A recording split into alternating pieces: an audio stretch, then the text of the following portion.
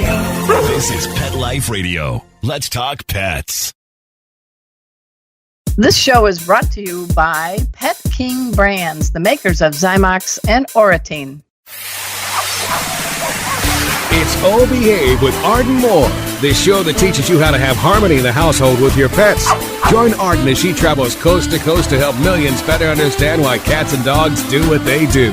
Get the latest scoop on famous faces, their perfectly pampered pets, and who's walking who in Rin Tin Tinseltown. From famous pet experts and best-selling authors to television and movie stars, you'll get the latest buzz from wagging tongues and tails. Garner great pet tips and have a doggone fur-flying fun time. So get ready for the pause and applause as we unleash your Oh Behave host, America's pet edutainer, Arden Moore. Welcome to the Oh Behave Show on Pet Life Radio. I'm your host, Arden Moore. Our special guest today is a major multitasker. She's an accomplished certified dog trainer. She is the co-founder of a very successful dog school in New York City. Oh, she can write. Her articles have appeared in the New York Times and the Boston Globe. She was an associate producer on Animal Planet for a show. Oh, and she's a mom of 2 under the age of 3. Please give pause and applause to the remarkable Annie Grossman. Welcome to the show, Annie. Hi, Arden. Thank you for having me on. All right. All of us who have dogs need to pick your brain on today's show. Don't worry, no surgery, not that kind of surgery, brain surgery. But as you know, the pandemic has really impacted all of us, including our canine pals. So, guys, we are in for a treat. Now, I know all your dogs are perking their ears at that word, but Annie's going to cover some things that can help us and our dogs as we navigate through this pandemic. But we got to pay for the show first, so sit and stay. We'll be right back. Time for a pause. 4 furry ones, actually. Sit and stay. Oh Behave will be right back. Hey, pet pals, Arden Moore here with some great news. When you plan to travel with your pup or treat them to fun times outdoors, our friends at Carlson Pet Products have must-have products. Carlson Pet Products offers an array of pet pens. They're lightweight, foldable, and tuck nicely in a carry bag for storage. You can also add an attachable canopy to create a shaded outdoor oasis for your dog. Nice. So dash over to carlsonpetproducts.com today and pick the perfect pet pen for your canine pal. Get 25% off your order plus free shipping using the promo code PETLIFE at carlsonpetproducts.com. Let's talk pets on PetLifeRadio.com. Oh Behave is back with more tail-wagging ways to achieve harmony in the household with your pets. Now, back to your fetching host, America's pet edutainer, Arden Moore. Welcome back to the Oh Behave Show on Pet Life Radio. I'm your host, Arden Moore. Our special guest today is Annie Grossman. She is the co-founder and director of operations for School for the Dogs. It's based in the Big Apple. Now, the school just celebrated its 10th anniversary. That's pretty cool. I found Annie when I was researching a nutrition column for Dogster magazine. I'm their columnist. And the topic was lickable treats for dogs. I know all of you are thinking about ice cream cones right now, but settle. And so I had a veterinary nutritionist, I had a veterinary behaviorist, and I'm like, man, I need a stellar, think outside the box dog trainer. And Annie, your name soared to the top. My congratulations and condolences for being interviewed by me. I like that I rank high probably on Google for things dogs like to lick. I know. Well, the show's called Oh Behave. Yeah. Well, the good news too, guys, is Annie does know dogs and she does know how to train us humans. So let's just get started with the basics. School for the Dogs. Explain the mission. Sure. Yeah. Well, we have a storefront location in New York City. Like you said, we've been around about 10 years. And I'm a graduate of the Karen Pryor Academy. I love Karen.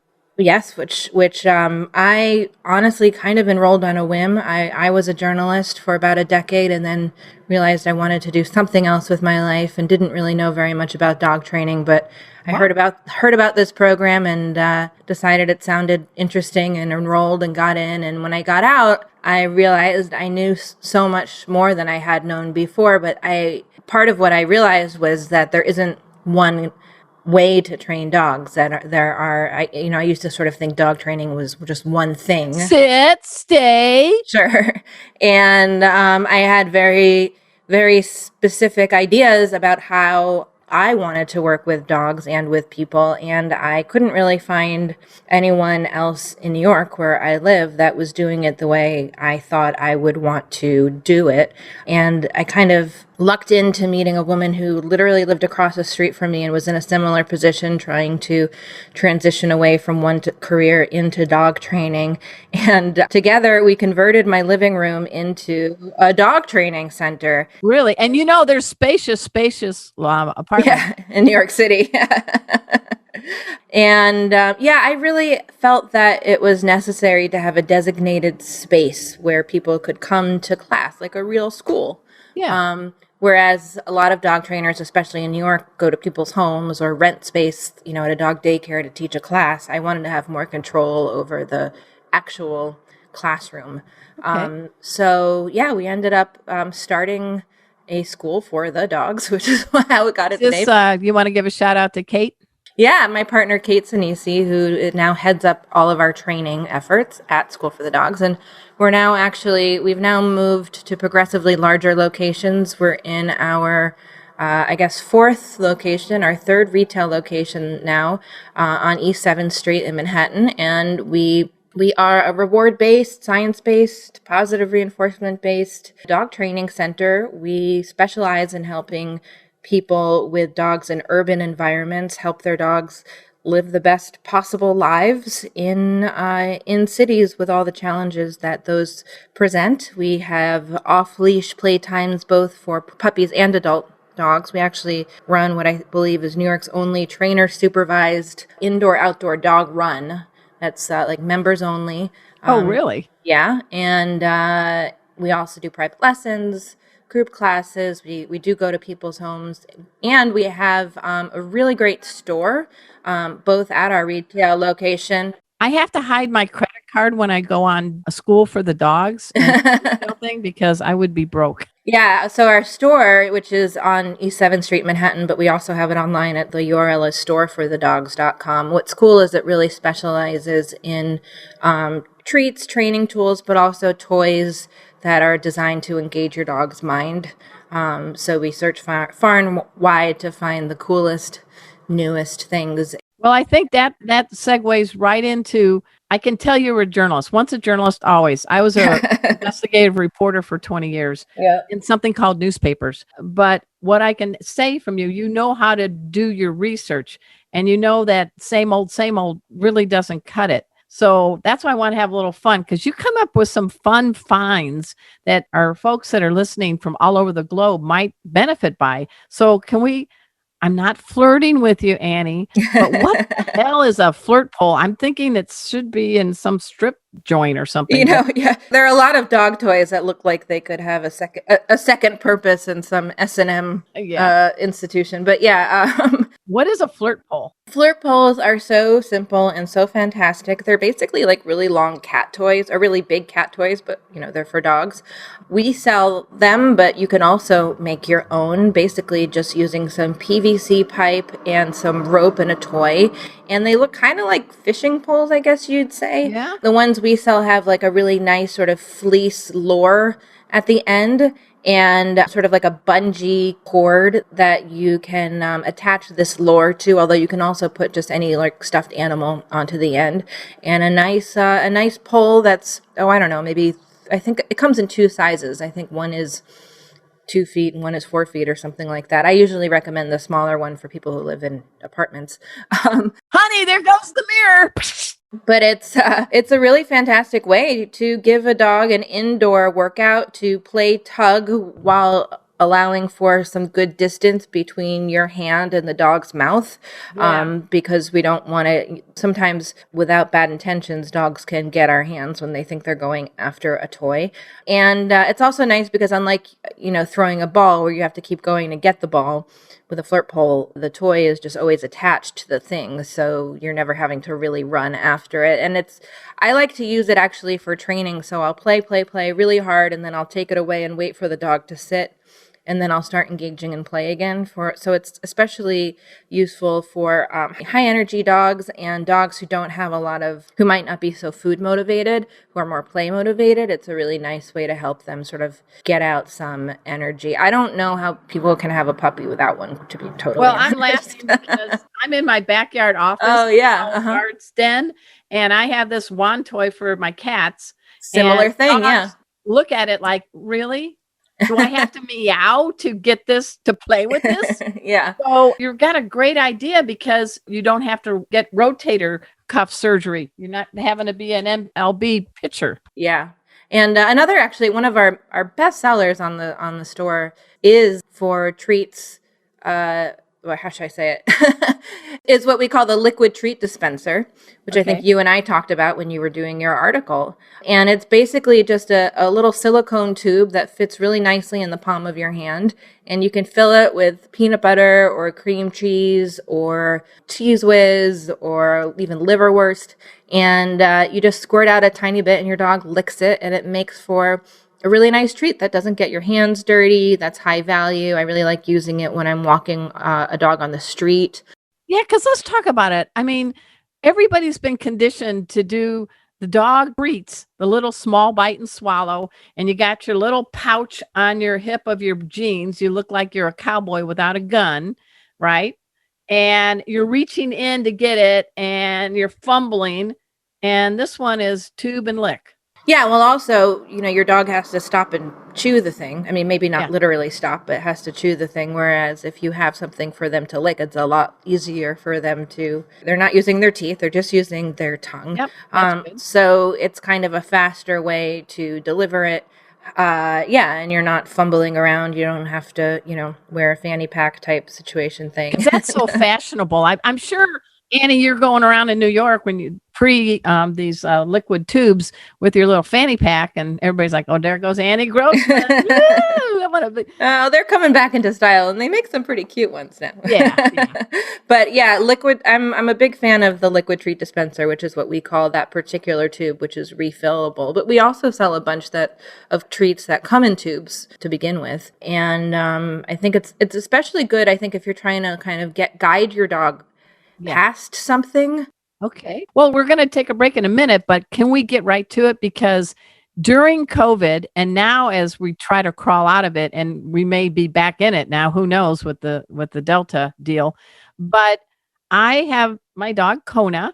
I don't know if you can even see her. Kona. There, she's the terrier mix. Kona, hello. She goes, hi, Annie.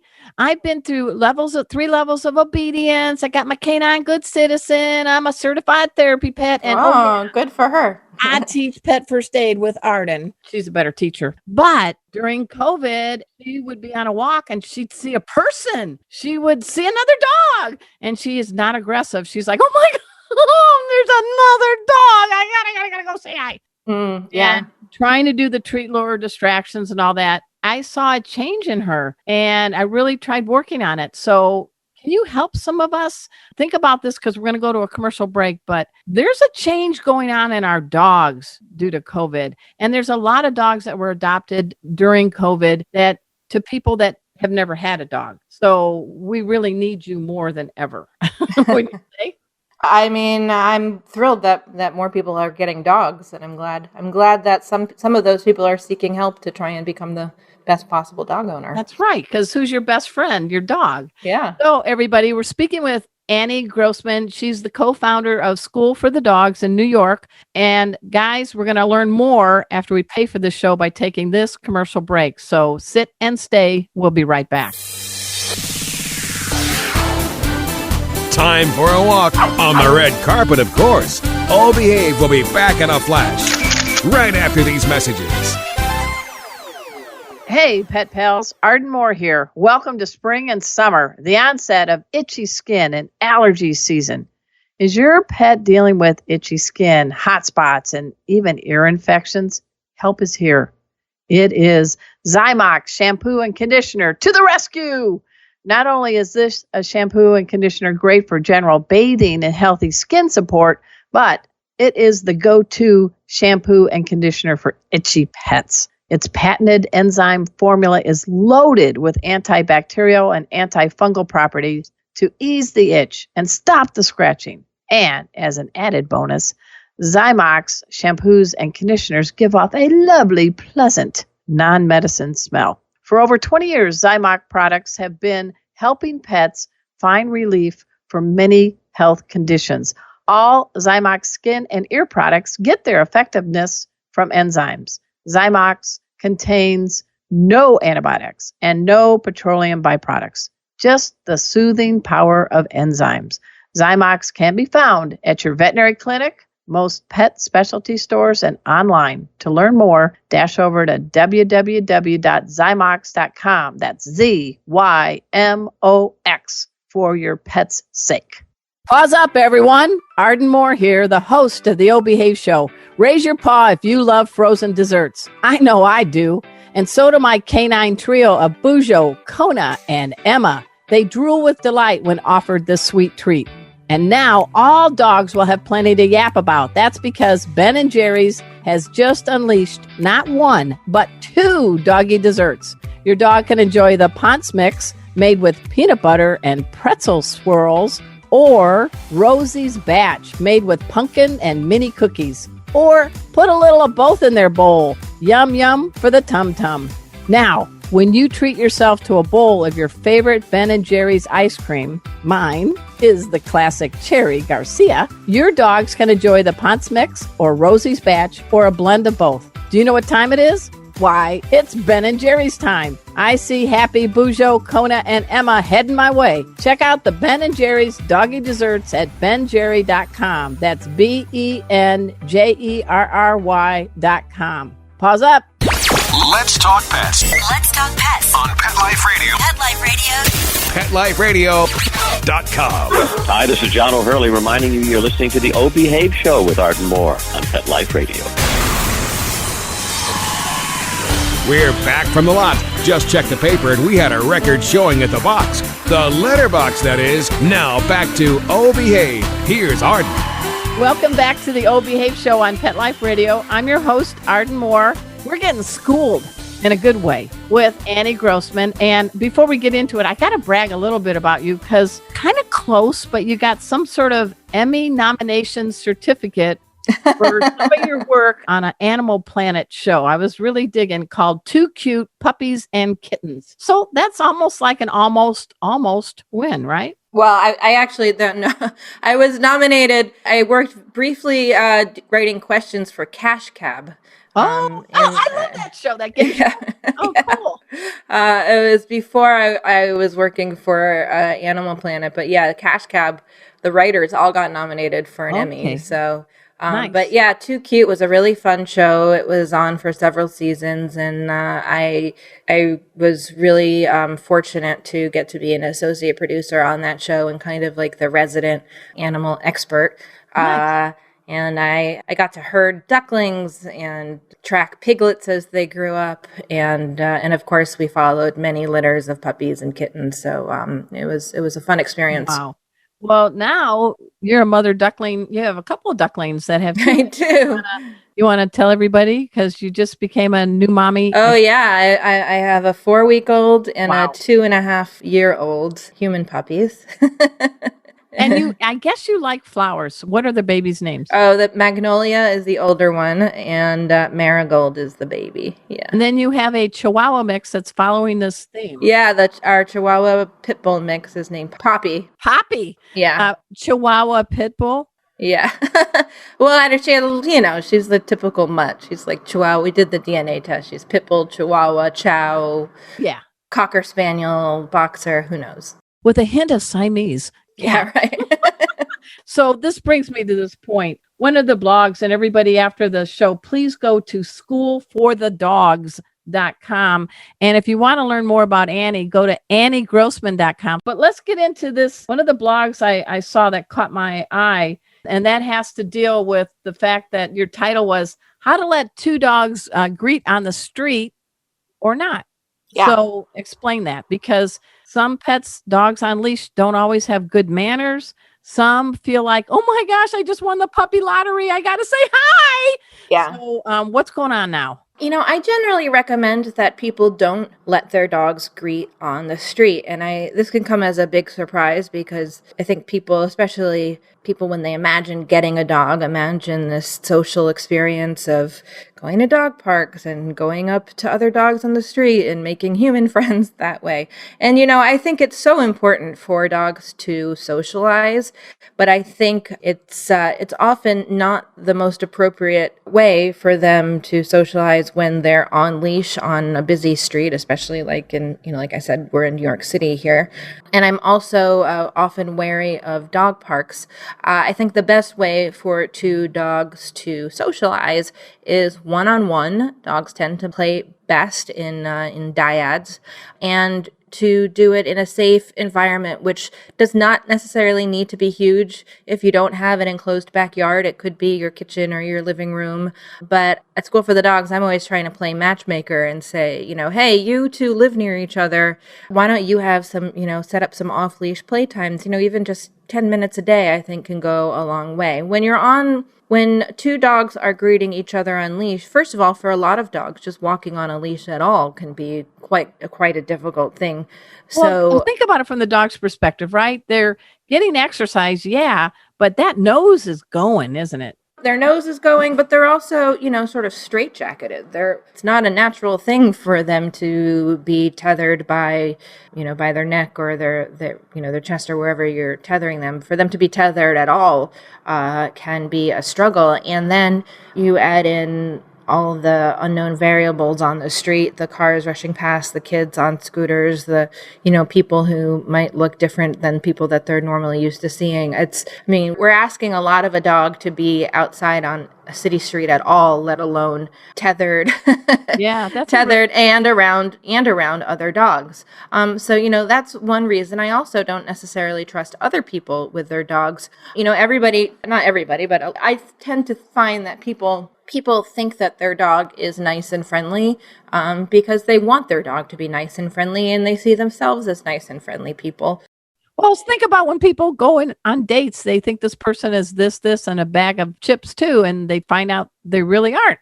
Right. So it's kind of like this. Right. Right. So people project a lot onto their dogs, and someone might say, oh, Stella wouldn't hurt anybody. Stella's the nicest dog in the world. Where I, looking at the dog and, having a little bit more experience looking at, reading dog body language, can tell that Stella wants to get the heck out of the situation.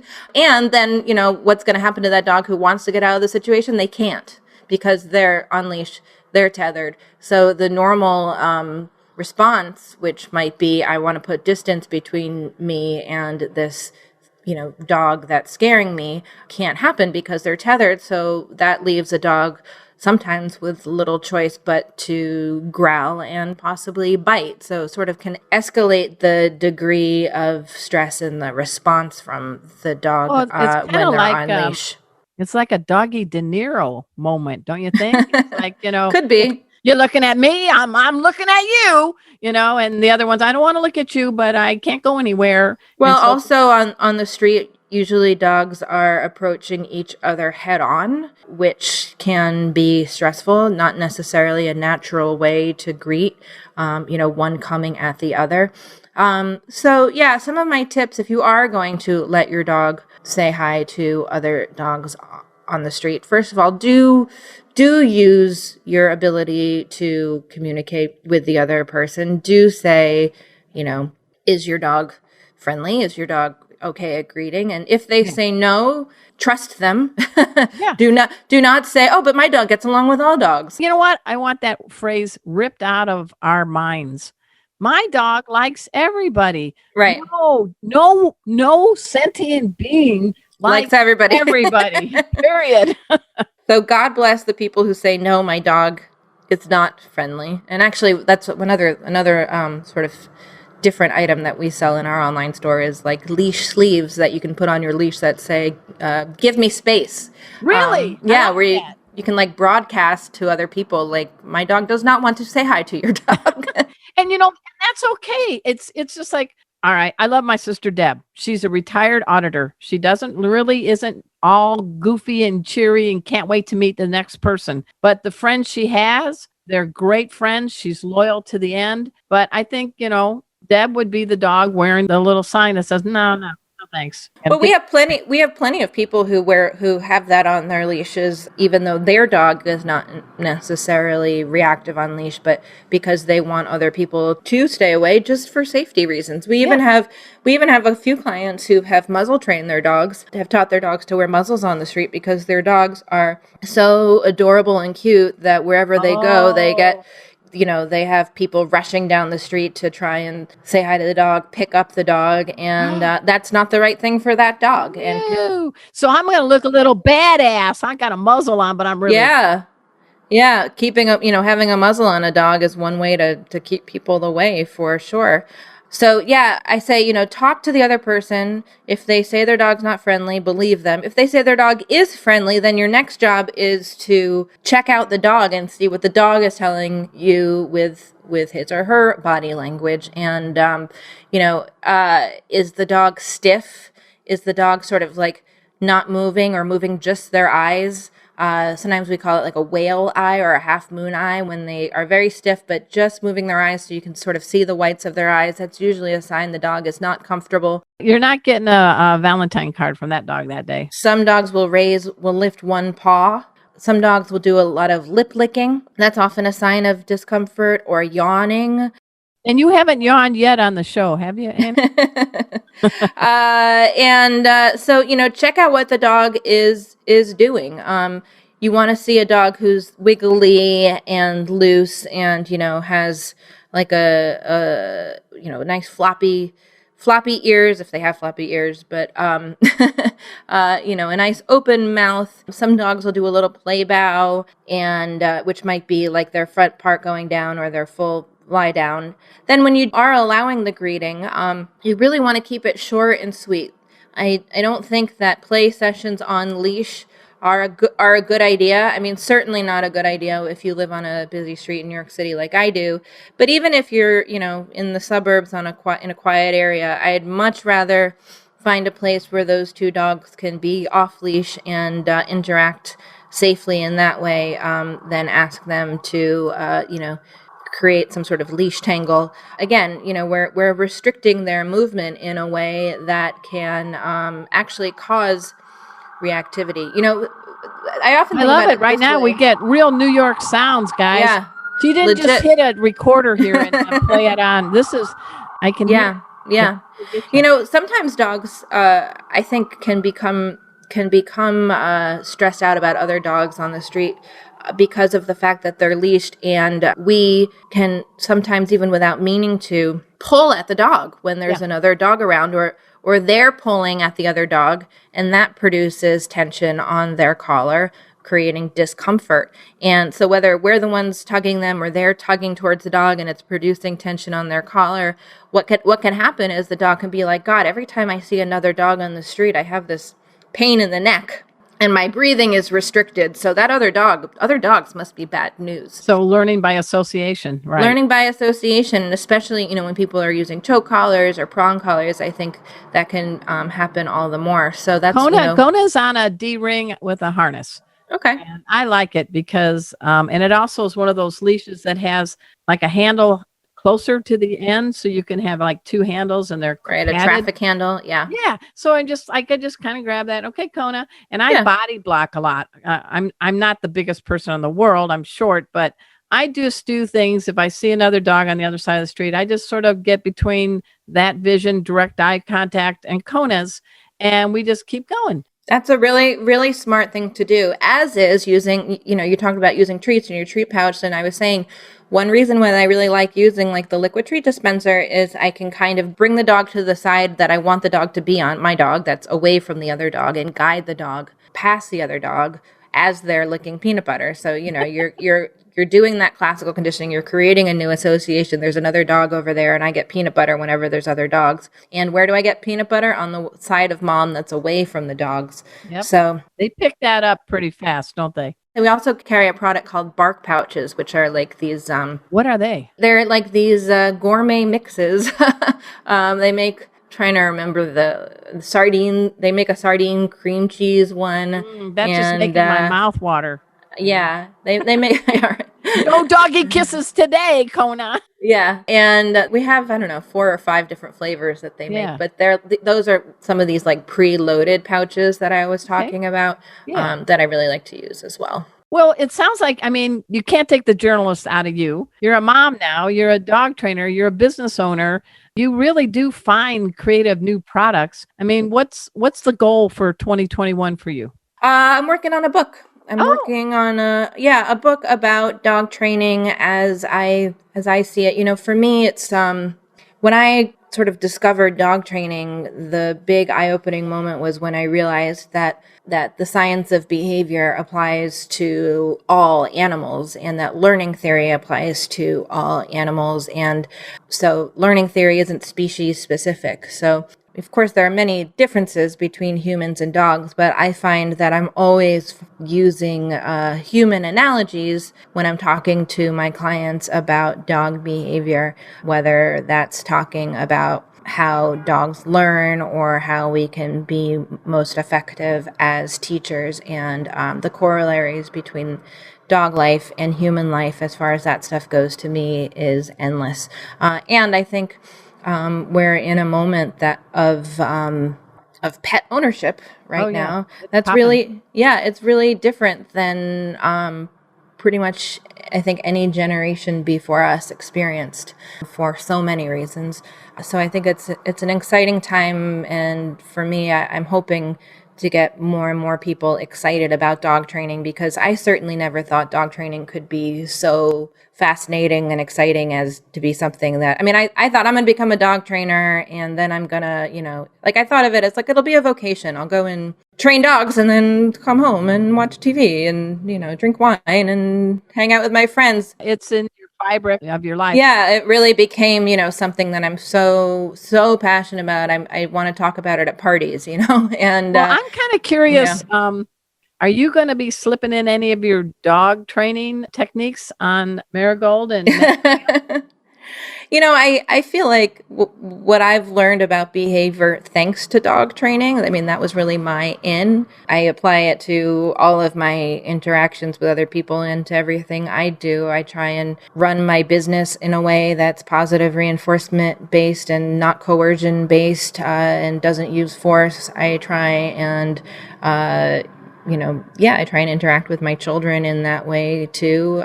I try, I think that there's sort of 5 major things, and this is part of the structure of the book that I'm working on. The 5 major things that I think people need to understand. The first 2 are learning by association and learning by consequence, which, we all know more about than we realize because we're learning in both those ways all the time. And then, environment or management, like how can we set up environments for our animals or our children that are going to create behaviors that we want? How can we then reward behaviors that we want appropriately? Because of course, what's right for one dog reward-wise might not be right for another dog. What you like might not be what I like. I think that's part of being a good parent or friend or spouse, right, is knowing what your subject is into. And then the third thing or the fifth thing, I should say, is timing. How can we, we have this well-managed environment. How can we then deliver our our appropriately selected treats or rewards with really good timing? That's the big one. Mm-hmm. So when this book comes out, would you let us know so we can have you also back on the show? Absolutely. Yeah. Yeah. Maybe torturous for you. I'll send you a copy to Blurb, maybe. Okay. How about that? Sounds good. Hey, everybody. We're speaking with Annie Grossman. She is the co-founder of School for the Dogs. It's in New York City. Go to schoolforthedogs.com. Go to anniegrossman.com. Well, when we were first starting School for the Dogs, I was adamant about trying to find the least punny name possible. I just wanted something that was very clear. here. We are polar opposites, girl. But that's why I like you. Hey, guys, I hope you've learned a few tips or tricks and insights into the world of canines with our very talented and accomplished guest, Annie Grossman. I really had a great time with you. I hope you did all right. I know you had to turn your air conditioning off to do this, and it's the summer in New York, so that's also appreciated, and that's dedication. So any passing last thoughts you want to say to our No, thank you so much for having me. Yeah, I really appreciate it. All right. Well, be good to your doggy Poppy and your 2 little girls. And thank you for all you're doing for us 2, 3, and 4-leggers out there. That's going to be the end of my show. You're going to hear this in a minute. I also want to thank my producer, Mark Winter. He is the Wizard of Paws. Pet Life Radio is the largest pet network on the planet. And humbly, this show has been on the air, the longest continuous pet podcast since 2007. So we're very proud of that. Go to ardenmoore.com if you want to hear more. And until next time, this is your flea-free host, Arden Moore, delivering just 2 words to all you 2, 3, and 4-leggers out there. Oh, behave. Coast to coast and around the world, it's Oh Behave with Arden Moore. Find out why cats and dogs do the things they do and get the latest buzz from wagging tongues and tails in Rin Tin Tinseltown. From famous pet experts and best-selling authors to television and movie stars, you'll get great tail-wagging pet tips and have a fur-flying fun time. All Behave with America's pet edutainer, Arden Moore. Every week on demand, only on PetLifeRadio.com.